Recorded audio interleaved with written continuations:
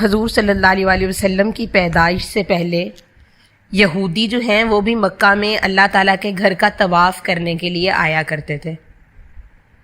جب حضور صلی اللہ علیہ وسلم نے مکہ فتح کیا تو مکہ میں خانہ کعبہ کے اندر 360 بت تھے جو حضور صلی اللہ علیہ وسلم نے حضرت علی کے ساتھ مل کر توڑے۔ مسلمانوں میں بت پرستی کے ارتقاء پر ہم بات کریں گے کہ جب یہود مکہ میں اللہ تعالیٰ کے گھر کا طواف کرنے آیا کرتے تھے، یہودی جو ہیں وہ حضرت ابراہیم، حضرت اسحاق کی اولاد میں سے، حضرت اسماعیل کی اولاد میں سے، تو حضرت اسماعیل کی اولاد اتنی پھیلی کہ سب کے لیے مکہ میں رہنا ممکن نہیں رہا۔ تب ان کی اولاد نے مکہ کے ارد گرد کے علاقوں میں رہائش اختیار کرنا شروع کر دی۔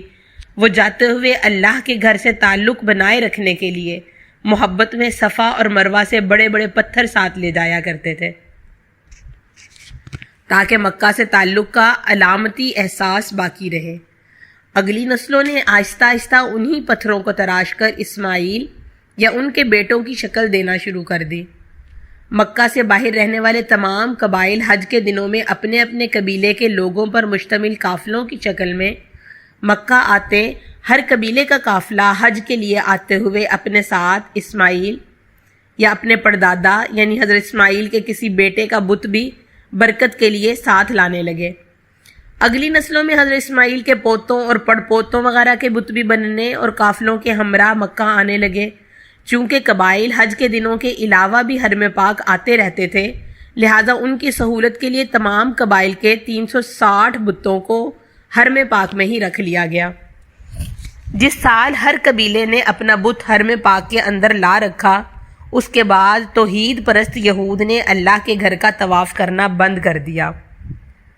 حضور صلی اللہ علیہ وسلم کے دور میں اس بت پرستی کو مکہ اور گرد و نواح میں بری طرح کچل دیا گیا، لیکن حضور صلی اللہ علیہ وسلم کے اس دنیا سے پردہ فرماتے ہی عرب کے دیگر علاقوں کے نو مسلموں کو نسلوں سے گٹھی میں ملی بت پرستی اپنی شکل تبدیل کر کے نبی صلی اللہ علیہ وسلم اور ان کے صحابہ یا اہل بیت کی عقیدت کی صورت میں پھر سے ظہور پذیر ہوئی، اور پھر اسماعیل کی نسلوں کی طرح مسلمانوں میں بھی بت جو ہیں وہ بڑھتے چلے گئے۔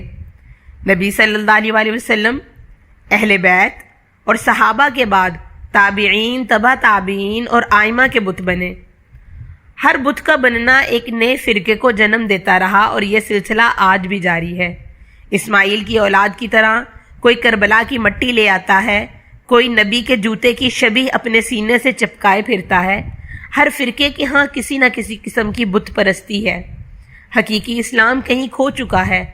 آئیے ختم نبوت پر اٹل ایمان لاتے ہوئے قرآن اور توحید کی طرف لوٹ جائیں۔ مان لیجئے کہ محمد ہی اللہ کے آخری نبی اور رسول ہیں، اور وہ اپنی زندگی میں ہی دین مکمل کر کے جوں کا توں ہمارے لیے چھوڑ گئے۔ قرآن میں بیان کی گئی عبادات اور بنیادی معاملات کی تشریح نبی نے اپنی سنت کی شکل میں اپنی زندگی میں ہی اس وقت موجود امت میں رائج کر دی تھی جو آج بھی رائج ہے۔ عقیدت اور شرک کے درمیان لائن عبور مت کیجیے۔ کسی صحابی یا اہل بیت اور امام کا نبوت میں اتنا حصہ بھی نہیں جتنا ریگستان میں ریت کے ایک ذرے کا حصہ ہے۔ محمد صلی اللہ علیہ وسلم کا اللہ کی توحید میں اتنا حصہ بھی نہیں جتنا سمندر میں اس کے ایک قطرے کا ہوتا ہے۔ محمد صلی اللہ علیہ وسلم نے اپنے پیچھے قرآن اور رائج سنت کے علاوہ کچھ نہیں چھوڑا۔ قرآن ہی اللہ کا مکمل دین ہے۔ قرآن ہر مومن پر فرض ہے۔ اسے سمجھ کر خود سے پڑھنا شروع کیجیے تاکہ اسماعیل کی نسلوں کی طرح گمراہی اور شرک جو ہے وہ مقدر نہ بنے۔